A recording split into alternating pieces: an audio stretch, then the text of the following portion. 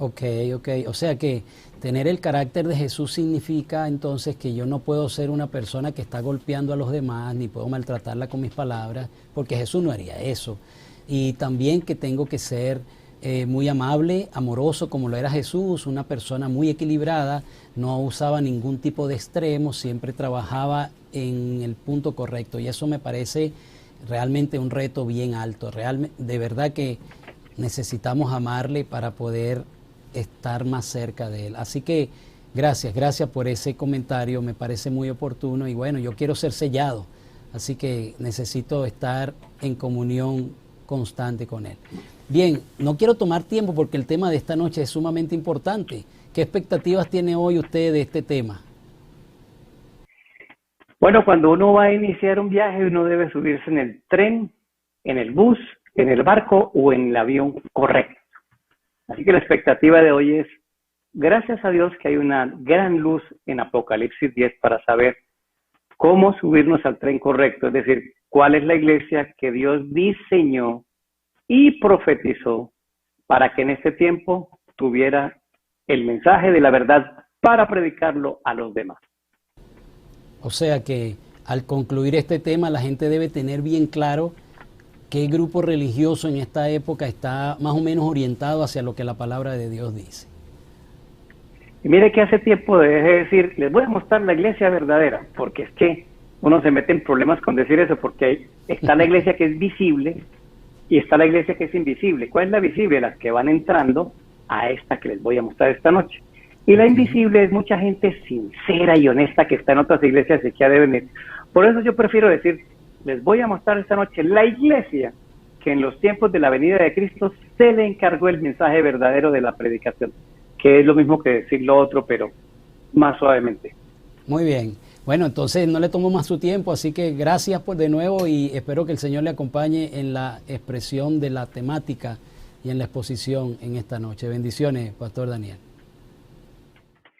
Gracias, muy amable, y todos nos hemos ido dando cuenta de varias cosas. La primera, que el libro del Apocalipsis es un libro amigable, que es un libro que sí podemos estudiar. Vuelvo y le digo, no se preocupe de tantos detalles de fechas y de dónde termina y comienza un acontecimiento o a qué representa tal cosa. Eso es importante. Y la misma Biblia nos va dando símbolos para poder saberlo. Pero lo importante es la esencia del mensaje para mí. Cristo en la iglesia y yo en esa iglesia. Y lo segundo, hemos ido descubriendo que el héroe de todo esto es Jesús en un libro maravilloso que se llama La Revelación, Revelation, el Apocalipsis. Para el tema de hoy les voy a pedir que tengan lápiz y papel y que me ayuden a orar. Mientras yo voy hablando, muchos de los que están escuchando de vez en cuando deténgase, haga una corta oración, porque lo que vamos a comentar esta noche es muy, muy importante en el lineamiento que el cielo puso para entender esto de la última iglesia. Porque ustedes se dieron cuenta que en Apocalipsis 3 terminamos las 7 iglesias y la última se llama la Odisea. Bueno, hoy vamos a descubrir cuál es la Odisea hoy en día. Oremos. Padre lindo, enormemente y con agradecimiento agradecemos y pedimos que nos des tu Santo Espíritu. Permítenos ser muy exactos en la palabra, no sesgar nada, ceñirnos a la ruta bíblica y que esta noche podamos convencernos de cuál es la iglesia 7, cuál es la Odisea hoy en día. En el nombre de Jesús, amén. El capítulo 10 tiene una particularidad muy interesante. Un ángel poderoso viene a dar un mensaje y yo lo llamo una iglesia profética, marcados para una misión, o no se suben en el tren equivocado. Y digo una iglesia profética por algo muy sencillo. Profetizar es varias cosas en la Biblia. Es predicar, o sea, anunciar lo que mandó decir Dios. Es amonestar cuando uno está mal en la relación con Dios, pero también tiene que ver con anticiparse al futuro. Dios lo que hizo fue, en el año 100, en que le da a Juan el Apocalipsis, le muestra sencillamente cuál sería la iglesia de la Odisea. Se anticipó al futuro. Por eso el tema se llama una iglesia profética. Ahora, vamos a dividirnos por partes. Miremos lo siguiente en la diapositiva para que vayamos entrando. La estructura del mensaje es muy importante que la veamos porque esta estructura es la que nos va a servir en el resto del recorrido. Aparece un ángel fuerte del versículo 1 al versículo 4 y ese ángel viene a dar un mensaje. El mensaje está entre el versículo 5 y el versículo 7. Hace un anuncio y él dice, el tiempo no será más. Junto con no será más, le da una orden a Juan, cómase este librito en diminutivo que yo tengo en la mano. Comerse ese librito da como resultado en el versículo 9 y 10 una experiencia dulce y una experiencia amarga. Cuando ya están amargados, a los que pasaron por la amargura, se les da una orden, vayan y prediquen el evangelio al mundo. Pero se le dice específicamente qué tipo de mensaje va a dar y pasa hasta el 11.1. Mide el santuario, quiere decir que el evangelio que tiene que predicar esa iglesia que pasa por ese chasco o ese grupo que pasa por esa experiencia amarga es algo que tiene que ver con el santuario. Vamos a leerlo. Voy a leer del versículo 1 hasta el versículo número 6 para analizar la primera parte. Vi descender del cielo a otro ángel fuerte, envuelto en una nube, con el arco iris sobre su cabeza, y su rostro era como el sol, y sus pies como columnas de fuego. Tenía en su mano un librito abierto, y su pie derecho sobre el mar y el izquierdo sobre la tierra. Clamó a gran voz como ruge un león, y cuando hubo clamado, 7 truenos emitieron sus voces.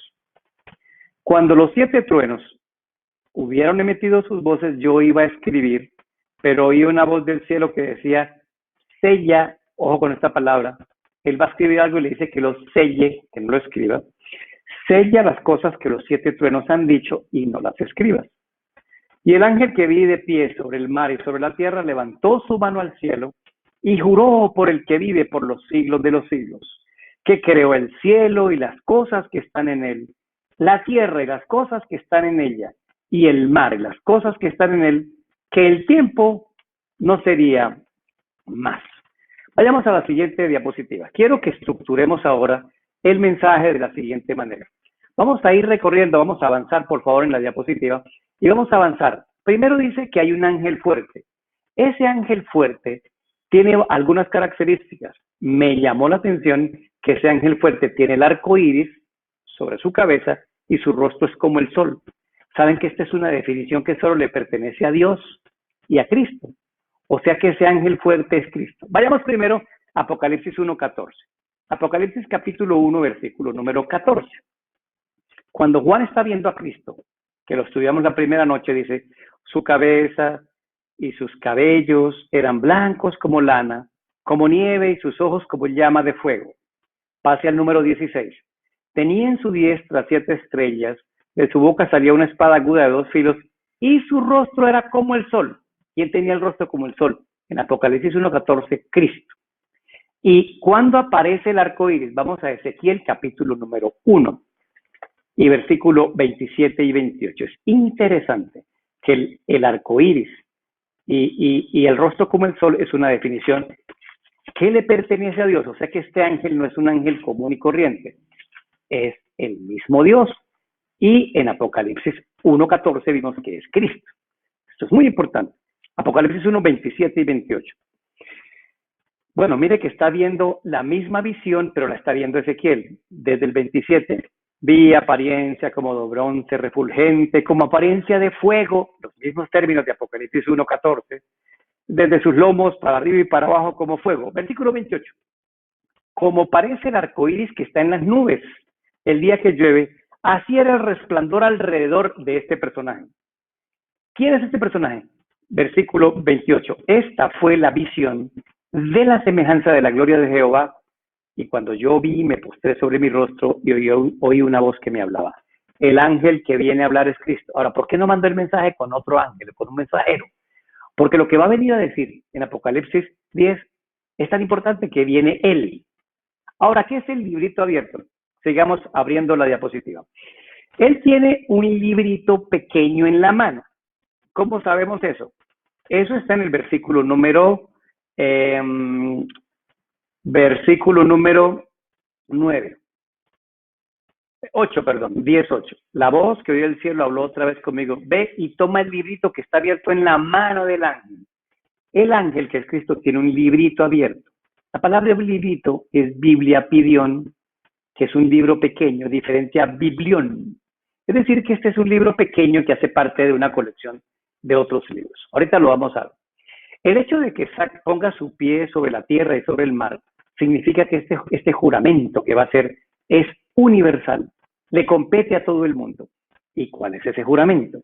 Noten que el juramento tiene que ver con los dos elementos más importantes y solo lo puede jurar Dios, porque dice que ese ángel juró por el que vive por los siglos de los siglos, es decir, su eternidad, y que creó el cielo, su poder creador. Ratificamos, únicamente Dios puede hacer un juramento sobre estos dos grandes atributos y que es un juramento universal. Ahora continuemos. Viene ahora algo muy interesante. El mensaje del ángel es que el tiempo no sería más. Esto puede significar varias cosas. O que llegó el tiempo del fin, o que se acabaron las profecías con respecto a tiempo, o que se acabaron los tiempos. Cualquiera nos sirve, porque la última profecía con respecto a años o a tiempos es la profecía de los 2300 días. Pero quedémonos con llegó el tiempo del fin. Nos dice cuándo es que comienza ese tiempo del fin. Versículo número 7. En los días de la voz del séptimo ángel, cuando él comience a tocar la trompeta, el misterio de Dios se consumará, como él lo anunció a sus siervos los profetas. Miren esto. Quiere decir que si él dice el tiempo en el que iba a suceder, dice, esto va a suceder cerca de mi venida. ¿Por qué? Porque resulta que la séptima trompeta es de la segunda venida. Usted encuentra eso claramente especificado. Ya les digo dónde van a buscarse Apocalipsis capítulo número 11 del 15 al 19. Anótelo ahí porque usted no puede comer entero. Usted después va a repasar. La séptima trompeta tiene que ver con la segunda venida de Jesús. Pero él dice, esto que les voy a decir del tiempo del fin y que un misterio se va a aclarar, va a ocurrir cerca de la segunda venida, cuando el ángel número 7 comience a tocar la trompeta. Es decir, que eso sucedería en nuestros días. El tiempo del fin sucedería cuando un mensaje se aclare y el séptimo ángel comience a tocar la trompeta. Ahora es importante veamos qué es un misterio. Miren lo que dice la diapositiva. Busquemos Marcos 4:11 para que ustedes vean qué es misterio. Misterio es algo que yo no puedo saber y que alguien más sabe, pero que en realidad sí existe. Marcos capítulo 4, versículo número 11. Cristo le da una palabra, le da un significado a la palabra misterio. Marcos 4, 11. Y les dijo, a vosotros os es dado saber el misterio del reino de los cielos, mas a los que están afuera por parábolas. O sea que el misterio tiene que ver con el reino de los cielos, y el reino de los cielos tiene que ver con la segunda venida. Ahora vamos a Efesios 6:19 para que terminemos de aclarar. Efesios capítulo 6, versículo número 19. Ahora Pablo lo aclara muchísimo más. Y por mí, a fin de que al abrir mi boca me sea dada palabra para dar a conocer con denuedo el misterio del Evangelio. Bueno, tiene que ver con algo del misterio del Evangelio. O sea que el misterio no es otra cosa que algo muy importante del Evangelio que nosotros necesitamos saber para el tiempo del fin. Ahora, necesitamos hacer la conexión entre el librito que tiene el ángel, el misterio que se va a resolver y qué es lo que va a pasar. Porque el versículo 7 dijo, en los días de la voz del séptimo ángel, cuando él comience a tocar la trompeta, el misterio de Dios se consumará, es decir, se dará a conocer, terminará ese misterio, algo va a llegar a su fin. Pues déjenme decirles que hay algo interesante en la palabra, el misterio que se tiene que aclarar. Un misterio que se tiene que aclarar es algo que no quedó claro y que se aclararía en el tiempo del fin. ¿Por qué en el tiempo del fin? Porque el ángel dijo, el tiempo ya no es más, se acabó el tiempo. Y cuando llegue el tiempo del fin, el misterio que quedó sin aclarar se va a consumar, se va a saber. Ahora la pregunta es, ¿en qué parte de la Biblia algo quedó sin entender que tiene que entenderse en el tiempo del fin? Es muy sencillo, vayamos a Daniel, capítulo número 7, perdón, Daniel 8, versículo 14. Daniel 8, 14. Miren, anoten todos estos versículos y usted los va a repasar, porque la Biblia se interpreta a sí misma. Y él dijo, hasta 2300 tardes y mañanas, luego el santuario será purificado. Bueno, Daniel quedó muy confundido, porque resulta que Daniel sabía que el año 70 del cautiverio estaba por llegar y ellos regresarían a Jerusalén, donde había estado el santuario terrenal. Así que Daniel dijo, dentro de 2300 años volveremos a purificar nuestro santuario. Y Daniel quedó confundido y no entendió lo que se le decía. Pero les voy a confirmar que 3 veces el ángel le dijo que era para el tiempo del fin, que esto no era para el tiempo de Daniel. Esta profecía se cumpliría y se terminaría la purificación del santuario en el tiempo del fin. Ahora, ustedes están notando que lo que no entendió Daniel, ahorita lo vamos a ver por qué no lo entendió, el ángel del capítulo número 10 dice, ese misterio que quedó sin entender se entenderá en el tiempo del fin. Noten lo siguiente, Daniel 10, 17. Voy a leer desde la mitad del versículo. Entiende, hijo de hombre, porque la visión es para el tiempo del fin. ¿Cuál visión? La de los 1300 días. Se lo dijo una vez. Se lo va a decir la segunda vez en el 19. Y dijo, he aquí yo te enseñaré lo que ha de venir al fin de la ira, porque eso es para el tiempo del fin. Van 2. Y Daniel volvía y el ángel lo veía perplejo y se lo repite por tercera vez. Versículo 26. La visión de las tardes y mañanas que se ha referido es verdadera. Tú guarda la visión, porque es para muchos días. Oye, y la prueba de que Daniel quedó confundido y no entendió esta profecía está en el versículo número 21 de Daniel 8. Yo, Daniel, quedé quebrantado y estuve enfermo algunos días, y cuando convalecí, atendí los negocios del rey. Pero estaba espantado a causa de la visión y no la entendía. Volvamos al formato que estamos viendo. Daniel ve una visión de 2300 días que no entiende, y el ángel 3 veces le dijo, esta visión es para el tiempo del fin. En Daniel 10 aparece un ángel diciendo, llegó el tiempo del fin, y cuando llegue ese tiempo del fin, que es cuando el séptimo ángel comienza a tocar la trompeta, el misterio se va a aclarar. ¿Cuál es ese misterio? Tiene que ver con los 2300 días, pero alguien me dijo, a ver, Daniel, más pruebas para hacer la conexión. Aquí están las pruebas. El ángel le da una orden a Juan, voy a Apocalipsis 10, que se coma ese librito. ¿Qué es comerse un libro? Hoy todavía le dicen a los estudiosos come libro. Aquí entre nos tengo un hijo que no le veo ni el polvo leyendo libros. La cantidad de libros que ese muchacho se lee en varios idiomas al año es abrumadora. Yo no le llego a los tobillos, le decimos come libro. Bueno, Jeremías 15, 16, que comerse un libro es estudiarlo. Tu palabra fue a mi boca como miel. Ahora, ¿cuál es este librito? Miren esta prueba. Hay un libro en la Biblia que quedó sellado y que se abriría en el tiempo del fin. Y, oh sorpresa, tiene que ver con el libro de Daniel. Esto lo tenemos que confirmar. Ahora miren que llevamos 2 evidencias. El ángel dijo, en el tiempo del fin, el misterio de Dios que quedó sin entender, se va a entender. Y usted va a Daniel 8, y en Daniel 8 dice las 2300 tardes y mañanas, es decir, la profecía que tiene que ver con la purificación del santuario celestial, será para el tiempo del fin. Y Daniel dijo, no entendí. Y el ángel le dijo, no se preocupe, no entiende porque eso no es para su tiempo, eso es para el tiempo del fin. Ahora, ¿qué se dice del libro de Daniel? Daniel capítulo 12, versículo 4. Tú, Daniel, cierra las palabras y sella el libro hasta el tiempo del fin. Quiere decir que el libro de Daniel se iba a sellar.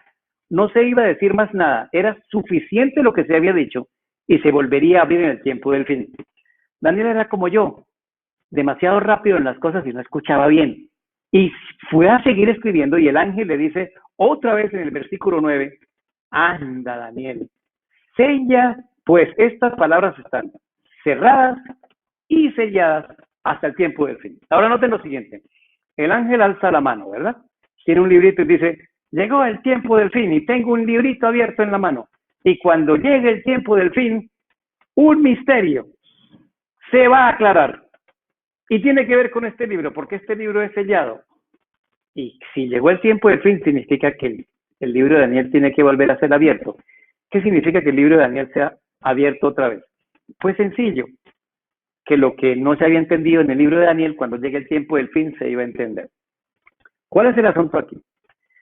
Cuando se da la profecía de los 2300 años, que tiene que ver con la purificación del santuario, esa profecía termina en 1844.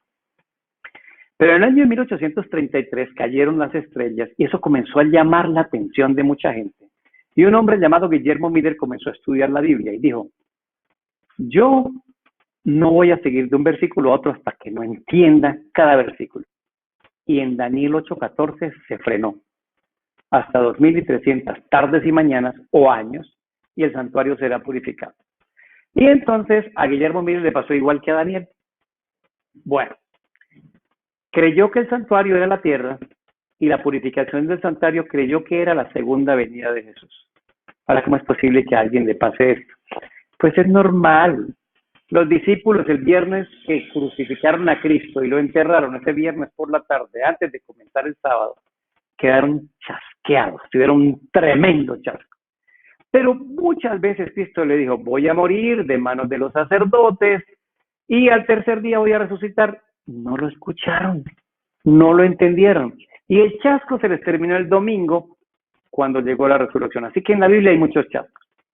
Bueno, déjenme decir lo siguiente, si vamos a la diapositiva, no sé si haya algo más que se me haya quedado antes de que empiece a hacer esta aplicación. Avancemos en la diapositiva para saber si estoy en lo cierto. Correcto. Entonces, cuando Juan se come el librito, dice el versículo número 9, fui al ángel, estoy en Apocalipsis 10, fui al ángel diciéndole que me diera el librito. ¿Cuál librito? Ya sabemos que es el libro de Daniel. Y me dijo, toma y cómelo. Ya sabemos que comerlo es estudiarlo.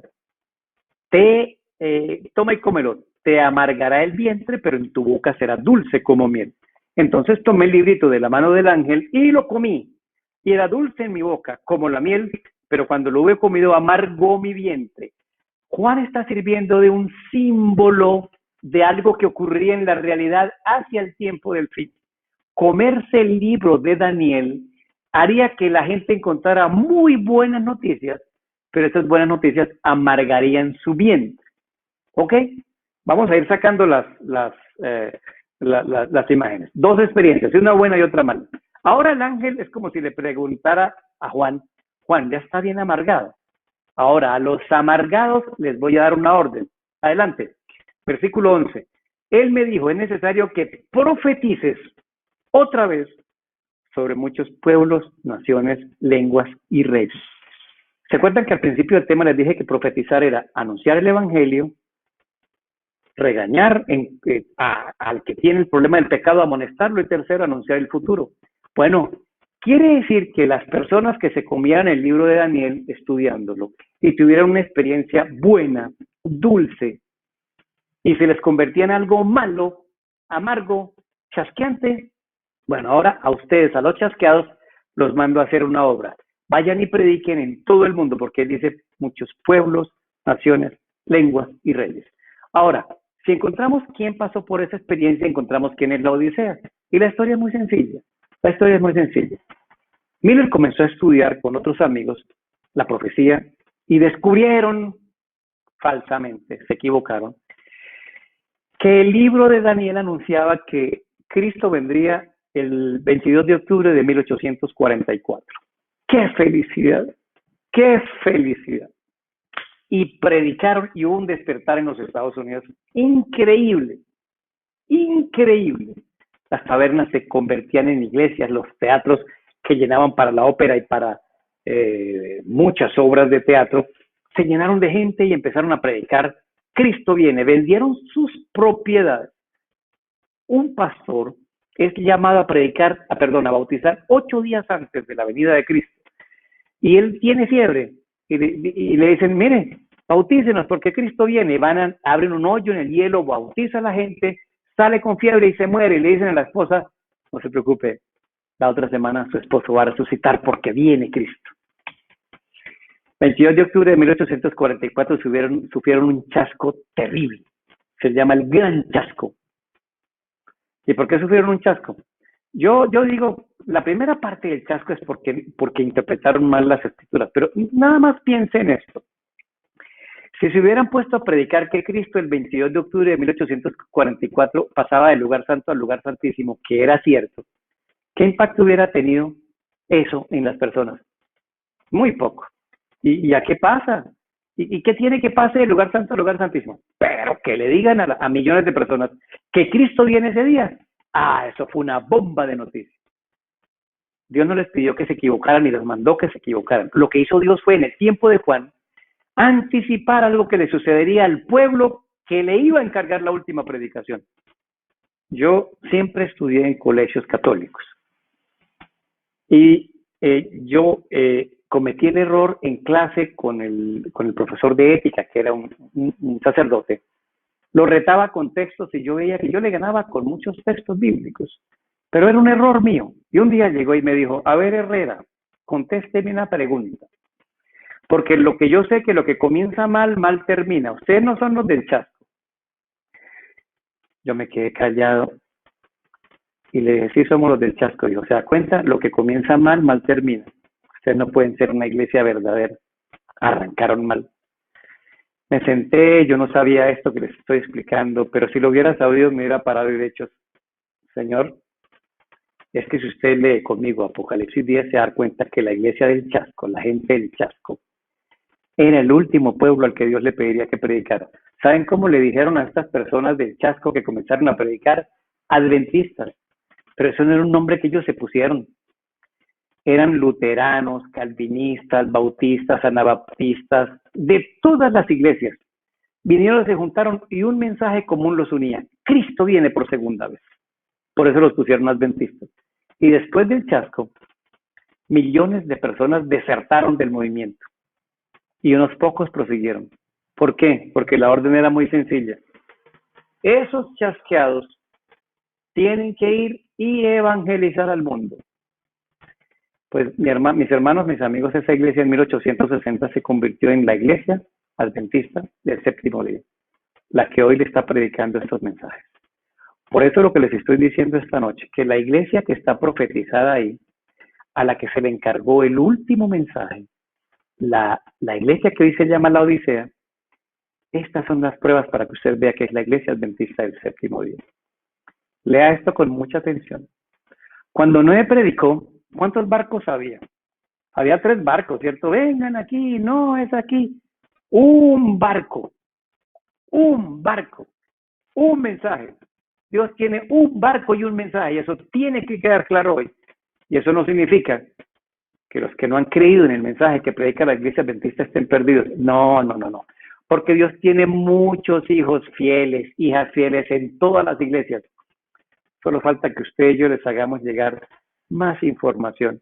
Pero como dice el profeta, ¿y qué van a hacer si no hay quien vaya y les predique, ni quien vaya y les diga? Usted sabe qué es haber estado sentado en esta mina de oro y no decirle a nadie que usted vive en una mina de oro. ¿Saben cuál es el problema? El problema es del sellamiento. No pasamos tiempo con Jesús, no nos hemos enamorado de Cristo, no nos hemos enamorado de su mensaje. Ahora miren lo siguiente. Todavía les dijo sobre qué predicar. Capítulo 11.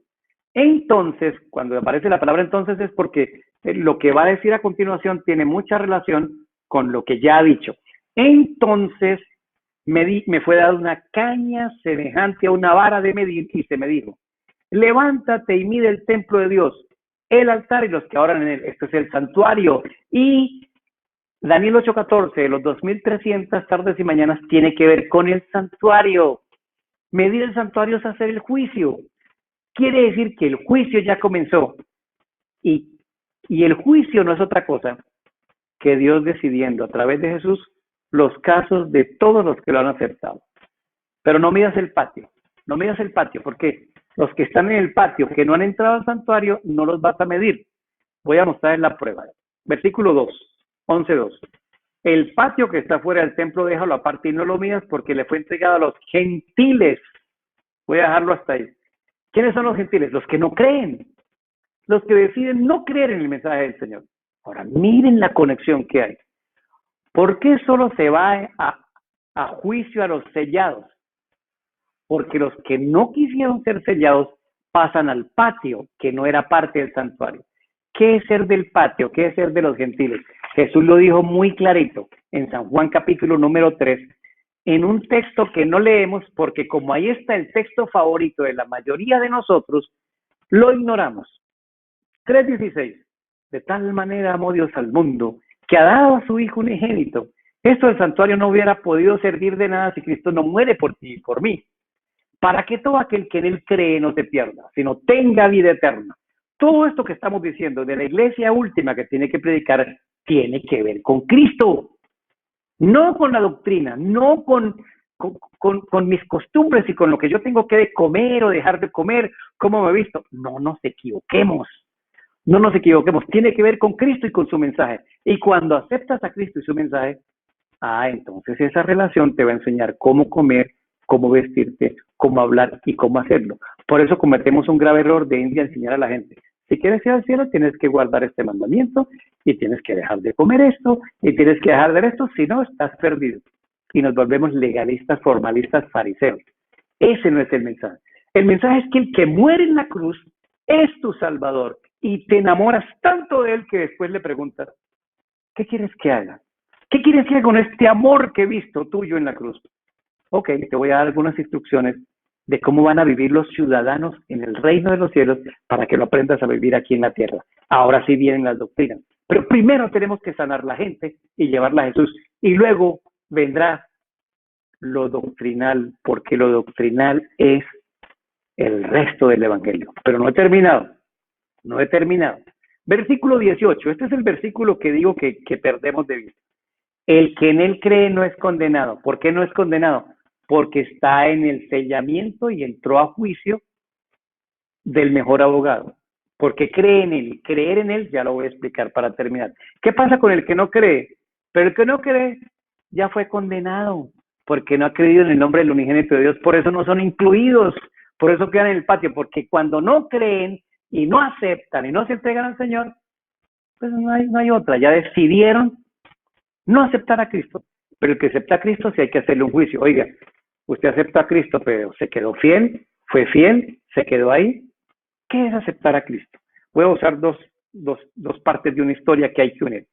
Un día, el carcelero de Filipo, ocurre el terremoto, eso está en el libro de los Hechos, y se lleva a Pablo a su casa después de haberlo azotado, y Pablo le predica y le dice, Señor, ¿qué debo hacer para ser salvo, Pablo? Cree en el Señor Jesucristo y serás salvo tú y tu casa. ¿Ok? Solo necesito creer. Un momento. Váyase al joven rico. El joven rico viene y le pregunta a Jesús, Señor, ¿qué debo hacer para merecer la vida eterna? Es lo mismo que preguntó el carcelero, para ser salvo. ¿Qué le respondió Cristo? Guarde los mandamientos, mijito. Usted tiene que unir las dos cosas. Creer en Cristo y aceptarlo a través del bautismo te va a llevar a una experiencia dulce que te lleva a la obediencia. El héroe sigue siendo el mismo, Jesús. Miren esta diapositiva. Esta es una pequeña muestra de algunos de los fundadores de la Iglesia Adventista. Gente que se sacrificó, gente que estudió, gente que luchó para que este mensaje hoy lo tuviéramos nosotros.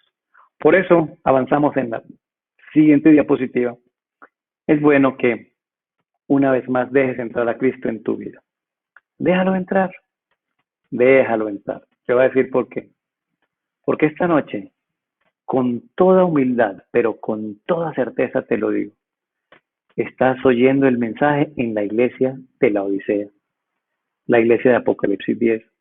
A nosotros nos pasó ese chasco, pero hoy la iglesia adventista del séptimo día se levanta con todas sus imperfecciones en el nombre poderoso de Jesús para predicar el evangelio.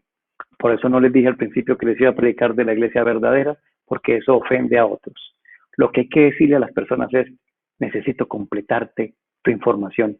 Tú tienes unas piezas del rompecabezas, yo tengo otras, crucémoslas y vas a ver que armamos un solo mapa. ¿Cuál es el mapa? El mapa de la salvación a través de Cristo Jesús. Yo te invito a que aceptes el evangelio en esta iglesia, un solo barco. Y no importa lo que hayas creído, ¿sabes que eso estuvo bien? Cristo llamó a mucha gente en la iglesia católica, los llamó a través de cualquier iglesia evangélica. Eso estuvo bien, porque a él les enseñaron a creer en Dios y amar a Dios. Pero ahora es necesario completar el resto de las fichas de tu rompecabezas y lo que estamos haciendo estas noches. Yo alabo al nombre del Señor porque puedo predicar a nombre de Jesús en la iglesia adventista del séptimo día y cumplir con esa misión.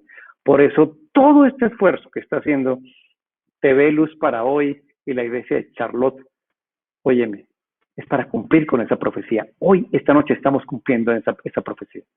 Entrégate al Señor, conócelo, cásate con Él, bautízate con Él y sé bautizado cada día el Espíritu Santo y dice, Señor, yo me uno a este pueblo porque nos queda la última frase de la noche. De nada sirve haber venido a la iglesia adventista y bautizarse si no ganas a alguien para Cristo. Estás igualmente perdido por egoísta. Y tenemos que despertar. Y este último llamadito de atención es para los que ya aceptaron a Cristo y no están haciendo ni un esfuerzo por acercar a otros a los pies de Jesús. Oh Señor, di conmigo esta noche. Padre lindo, ayúdame a aceptar el Evangelio de Jesús, a conocer más de la iglesia adventista y ayudar a predicar. ¿Saben cuál es el llamado de esta noche? Ven, únete al pueblo adventista y ayúdanos a cumplir la profecía de Apocalipsis capítulo 10, versículo 11. Es necesario que profeticemos al mundo. Por eso ven, únete a este ejército y entonces esperaremos la gloriosa venida de Jesús. Padre precioso, hemos predicado hoy un tema que debe llegar al corazón. Pero yo te pido que nuestros televidentes, los que nos escuchan, el Espíritu Santo se mueva. Este no es un asunto de arrogancia para quedar nosotros como superiores a otros credos religiosos. No lo es, Señor. Es una manera sencilla de exponer que encaminaste a un pueblo para cumplir una misión. Y hoy tenemos el privilegio de hacerlo. Señor, coloca una honda preocupación en dos grupos. El primer grupo es aquellos que no te han aceptado como tu Salvador y no se han bautizado, que lo hagan, Señor. Atorméntalos, acósalos, fuérzalos a entrar. Pero los que ya lo hemos hecho, Señor, atorméntanos porque si no estamos salvando a otros, nosotros estamos en el mismo camino de la perdición, a menos que cambiemos. Te lo agradecemos en el nombre de Jesús. Amén.